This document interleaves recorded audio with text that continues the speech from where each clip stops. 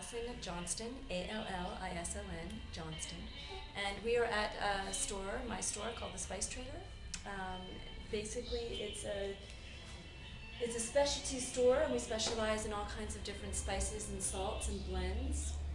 And we wanted to create a store where we could educate people about spices as well as let them know about cuisines and flavors, and we try and talk a little bit about the history and all that sort of stuff and educate. Well, the one thing that a lot of people don't know is that spices have a shelf life, that they don't last forever. So the paprika that your grandmother had should probably be thrown out.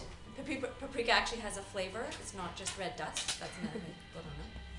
And that you should actually renew your ground spices about once a year and your whole spices about every 3. People think about spices, they often think about Indian spices. And often people think spicy means hot as opposed to flavorful, which is one thing we try and educate people about as well, that you can have all kinds of flavorful spices without them actually being chili hot.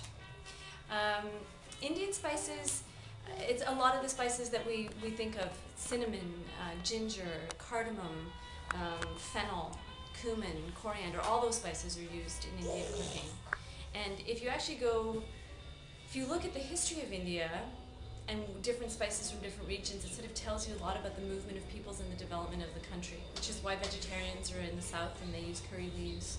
They're closer to Sri Lanka, and garam masala and bay leaves are used in the north of India, and the meat eaters are in the north. And you can kind of actually, food and spices tells you a little bit about the history of the country and the development of the world as well, in terms of exploration and all that stuff.